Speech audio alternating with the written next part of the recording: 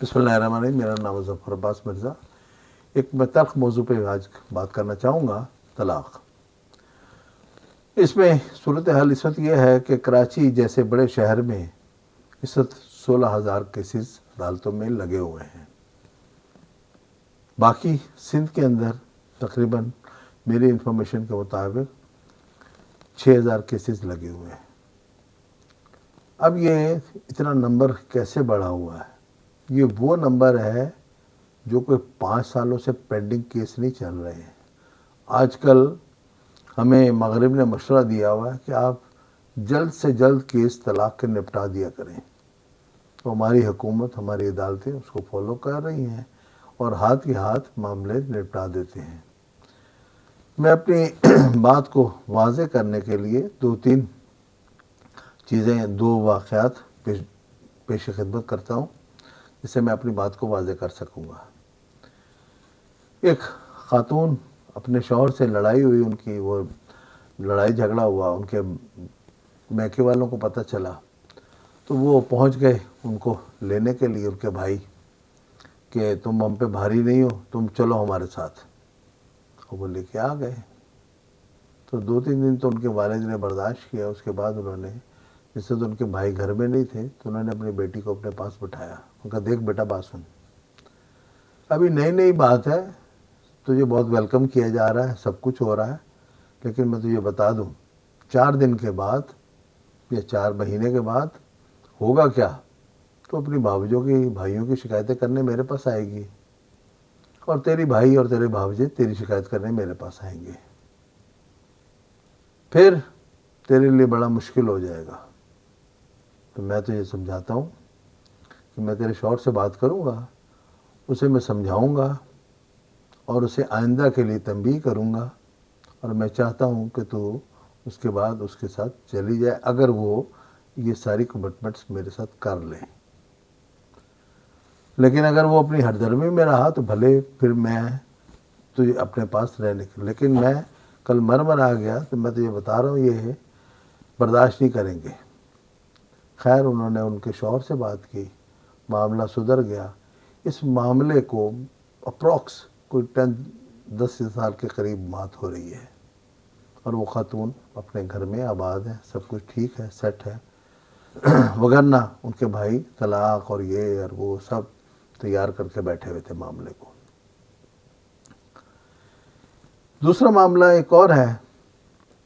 اگر ہم اللہ اور اللہ کے رسول کے معاملات اس کے مطابق چلائیں، اللہ اور رسول کے حکم کے مطابق، تو ہماری زندگی بہت سہل ہو جائے. لیکن ہم بہت سمجھدار بن چکے ہیں. اب ہمیں قرآن سے کوئی لینا دینا نہیں ہے.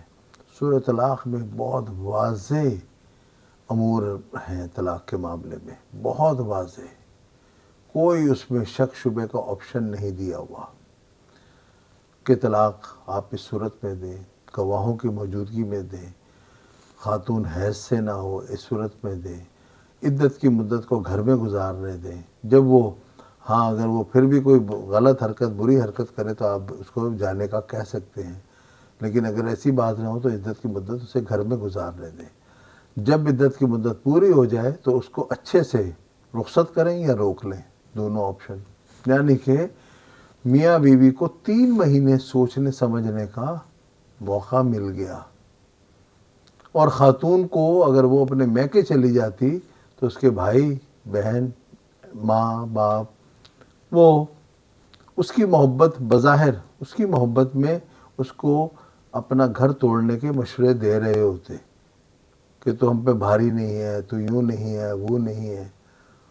اور یہ بات کیوں ہوئی؟ میرے پاک پروردگار نے قرآن کے ذریعے سے ہمیں میسیج واضح طور پہ دیا ہوا ہے کہ آپ اچھے سے اس کو 3 مہینے تک عدت کی مدت تک روکیں. دوسرا یہ ہے 2 گواہوں کی موجودگی میں طلاق دیں، یعنی کہ 2 لوگ موجود ہوں. 2 لوگ یعنی کہ ایک شوہر کی طرف سے، ایک عورت کی طرف سے، 2 سے زیادہ بھی ہو سکتے ہیں، جو معاملے کو پہلے سلجھانے کی کوشش کریں. پھر اس کے بعد نہ سلجھے تو پہلی طلاق دے دی جائے، پھر دوسری دے دی جائے، پھر تیسری دے دی جائے، اور فنش، کہانی ختم.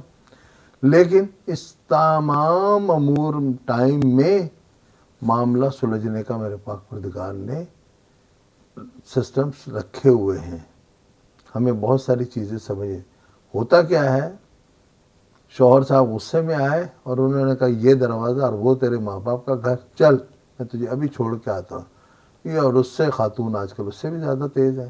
وہ کہتے تجھے ضرورت نہیں ہے، میں خود ہی جا رہی ہوں باہر سے، ابھی میں کوئی ڈرائیو کروں گی اور میں جا رہی ہوں. اور وہ خاتون اللہ اللہ خیر سے اللہ.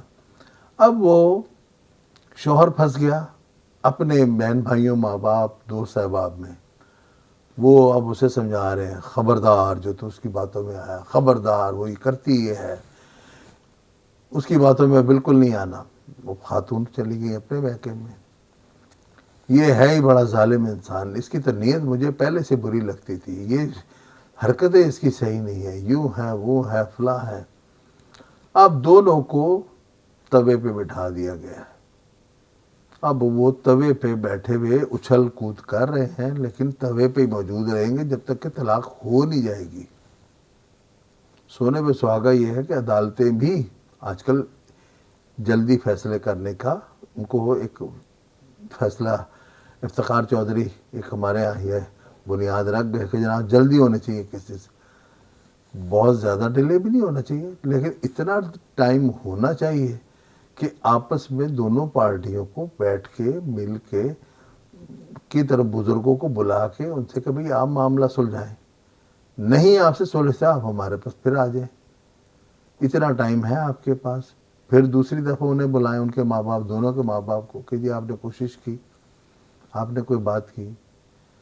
تیسری دفعہ بلائیں، طلاق ہو جائے، کوئی مسئلہ نہیں ہے.